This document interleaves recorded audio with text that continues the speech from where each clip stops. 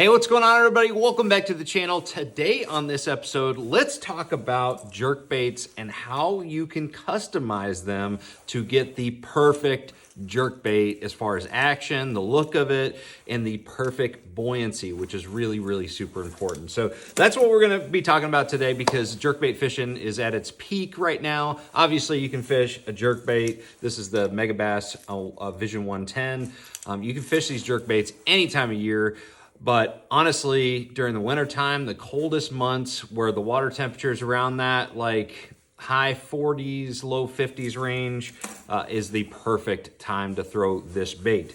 It's one of the best imitations for the the dying or real sluggish and stunned shad this time of year. You know, the shad really are affected by weather patterns. You know, when you have a very severe cold front, shad generally have an adverse effect to that. So you might have a die-off, or you just might see the shad very lethargic and not moving much. And the jerking and pausing motion of a jerkbait is a perfect way to imitate that type of a bait fish. So anyways, I've been having a lot of luck with it recently. Only been out a handful of times, but the jerkbait is pretty much what I reach for the most. And so I wanted to show you some of my customization tips that I've been using over the years. These are things that I personally do. So anything I'm talking about here, very much standard for me when it comes to customizing jerkbaits.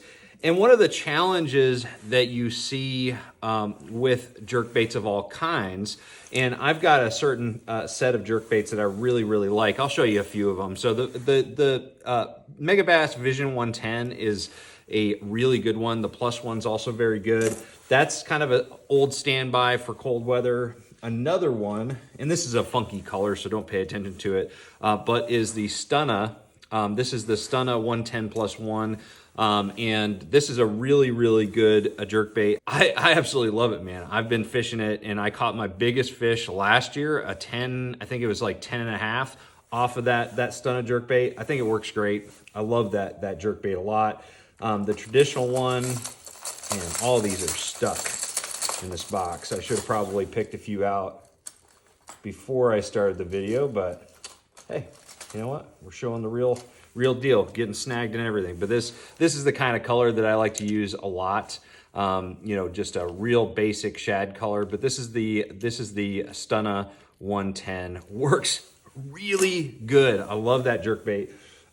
Some others I really like. I started recently fishing a lot of the Vision 110 Juniors, and this one is a killer one for out here on Chick. I've actually caught more fish on the Junior than I do the regular 110, just because a lot of the bait fish that we see, a lot of the shad, are a little bit on the smaller side. So those are some jerkbaits that I really like. I've got a box absolutely cram-packed with different jerkbaits. So different jerkbaits for different situations.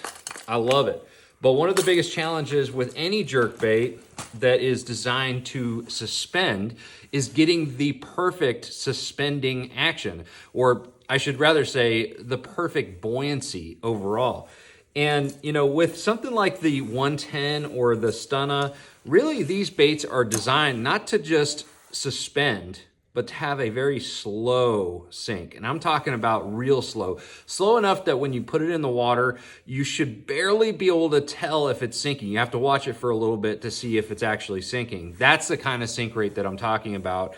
And really this time of year, I never want a bait that floats. So finding a jerkbait that in some situations just suspends and in some sinks is really important. During the coldest water situations and when I want to get a bait a little bit deeper into the strike zone of deeper living fish, that's when I want to have that sinking, you know, action.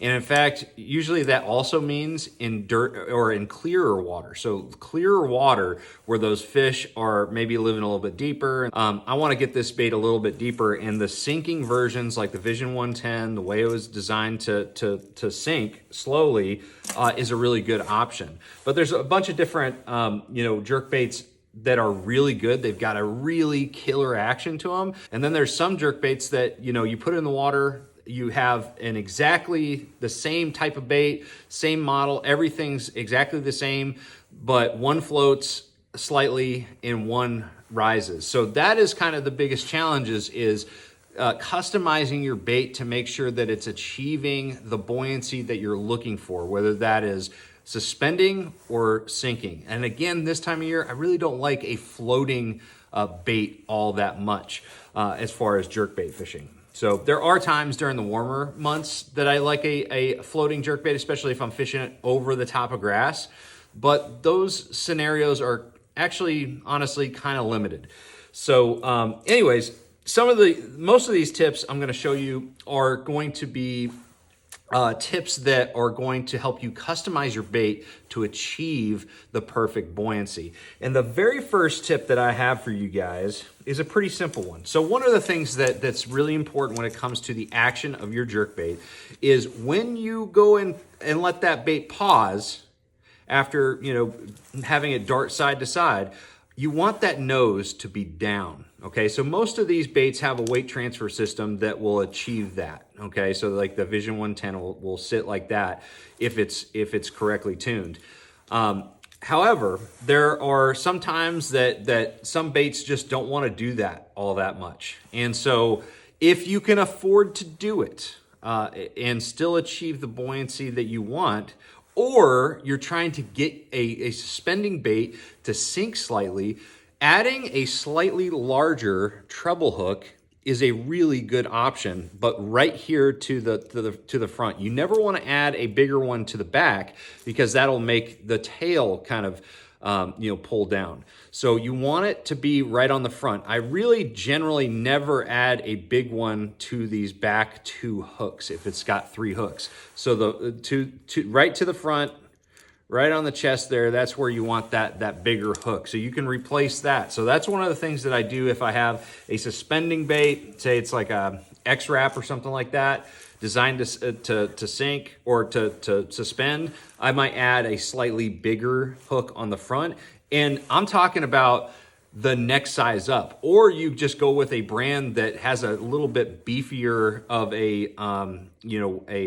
build on as far as the hook. So the hook diameter is a little bit thicker, and that'll allow you to have that bait sink. But again, if you throw it back in the water, and you always want to, after you make a change, throw it in the water and see if it's sinking like this. You know, if your bait is sinking like this, that's too fast in my book. You want a bait that is sinking like that, like real slow. Again, you have to like keep your eye on it to make sure that it's sinking the right rate, or it's actually sinking at all. So adding a slightly larger hook to the front is really a good option. The next thing that you can do to a jerkbait to weight that front, if for some reason the jerkbait is way out of whack, it floats way too much, or it's a floating model that you want to use as a suspending or sinking model, there's a few different options that you can do to be able to weight it down. All right, and these are a couple of the ones that I like. I was actually just looking for my package of suspend dots. I think I threw them away because they just got old.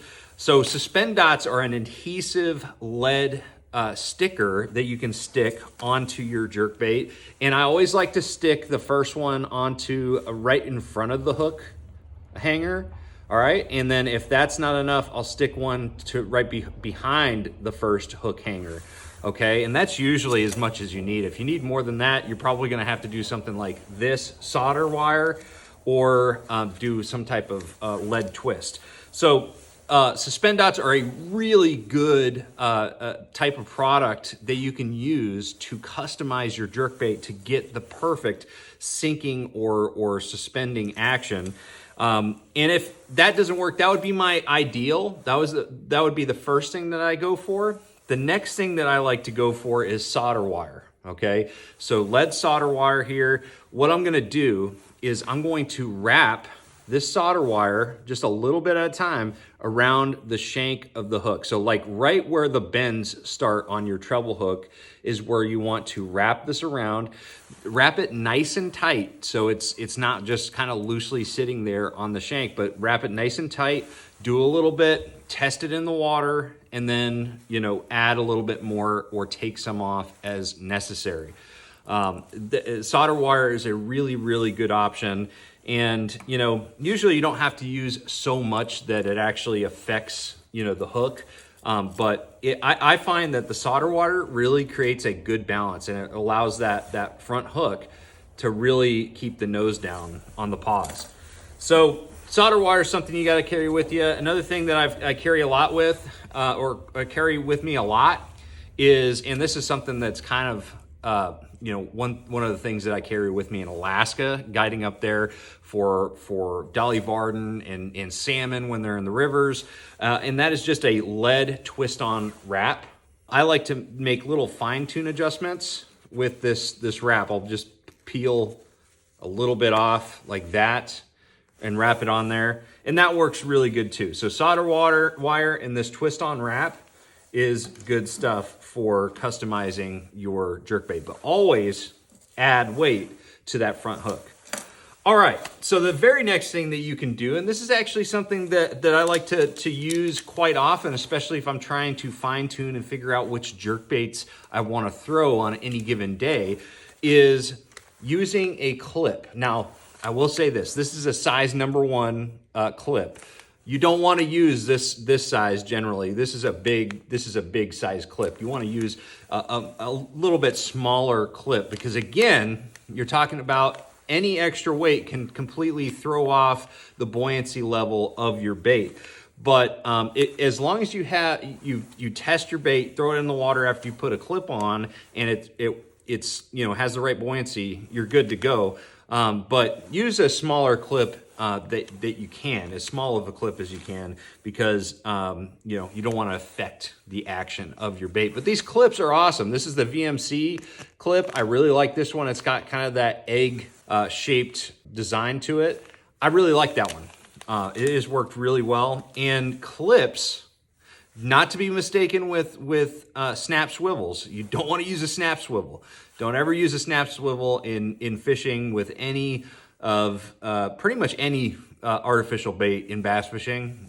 A snap swivel is just adding way too much to the nose of those baits. So I don't recommend using a snap swivel for pretty much any of the hard baits in bass fishing, but a snap is perfectly fine, and I use it a lot for jerk baits, for crankbaits, and it really allows me to quickly change that bait out. Now during the winter time, you know, arguably it's just as hard, if not harder, to deal with these when you have cold hands than to just retie, but that's up to you. But the snaps do work pretty well. And if you need to just make a tiny little adjustment in weight, sometimes the addition of a snap to your line is all it takes to allow that nose to tip down and for it to sink or to suspend.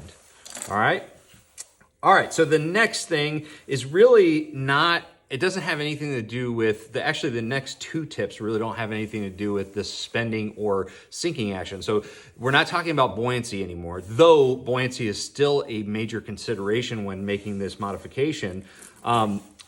But this next tip is to change up the look of your bait completely by adding a feathered hook on the back, okay? So just like this. I always carry a bunch of different feathered treble hooks with me. And adding a feathered treble hook can really sometimes be the difference between, you know, getting that fish to just follow the bait and getting them to commit to it. So that is something that very often I will do. If I'm seeing a lot of fish come up to the bait and not commit, maybe I've tried different colors. So if I've pretty much ruled everything out, I will definitely try to put on a feather. And usually I like to have the feather with, you know, some type of shiny material in it as well. Something that really glows, has glitter. You want something with a little bit of shine, a little bit of sheen to it. Spice it up a little bit. So that's another thing that I'll do. I will say this. You have to be very careful, again, about the hooks that you use to replace. There's very few companies that make feathered hooks that are of the right size and wire diameter to be able to be used on the back of your jerkbait. In fact, the X-Wrap from Rapala comes with a feathered treble hook on the back. And so a bait like the X-Wrap can handle a feathered treble hook, but there's a lot of jerkbaits. Like, I don't think I have any feathered jerkbait or treble hooks that can go on the back of this 110 Junior, just because that would cause it to kind of tip down like that. So that is something to keep in mind is you know, you don't want to put this on if it's going to completely ruin the action of it, or the orientation when it's paused, or, you know, the buoyancy. What else? Oh, we've got to talk about line. So jerkbaits, you know, really, if in the traditional type of setting that I'm fishing a suspending or slow sinking jerkbait, I'm usually using light fluorocarbon line. Usually it's 8, 10, maybe 12 pound test, okay? Because the lighter line allows more range of motion for those baits and really gets the best action out of them in general. But it also allows you to get that bait deeper, which is usually where I want this bait to be. However, there are times that I'm fishing shallower water where my jerkbaits are just digging way too deep and you know, getting close to the bottom, or maybe there's some grass or something like that. In those situations, when you want to bring your jerkbait up, and maybe you're fishing for just giant fish in general, and there's a lot of cover around and you want to beef up your line, it's totally acceptable to go up to something like 15 pound test. And when you go up to 15 pound test, and I use Seagar Invisex line for my jerkbait fishing because it's soft, it's supple, it tends to allow me to have a really good wide arc of motion, you know, with that jerkbait. So it adds to the action, actually, instead of detracts, especially in the colder months. It's made to be a soft type of fluorocarbon, so it doesn't toughen up as much as other fluorocarbons do when it gets really cold. So you know, if you want to bring your bait up and limit the running depth, all you have to do is increase line size. I have seen people use 17 and 20 pound tests, and that definitely can work. If you're looking for something that only dives 2 foot max, you're definitely going to have to go to a heavier line if you want to use the same exact jerkbait that you would use in, like, say, 5 or 6 foot of water or something like that. So you can adjust your line size, but just remember, the bigger the line that you use, the less range of motion that jerkbait's going to have, and so it's going to have much narrower side-to-side action in general. So anyways, guys, those are just some tips. These are modifications that aren't just something I do on occasion. They're pretty much every single day I'm having to make some modification to some jerkbaits in my jerkbait box to get exactly the type of action and buoyancy that I'm looking for out of that bait. So anyways, guys, if you have any questions at all about jerkbaits or anything else, drop a comment below. Make sure you like, share, subscribe. Other than that, trust the process, guys, and I'm going to see you out on the water. Take care.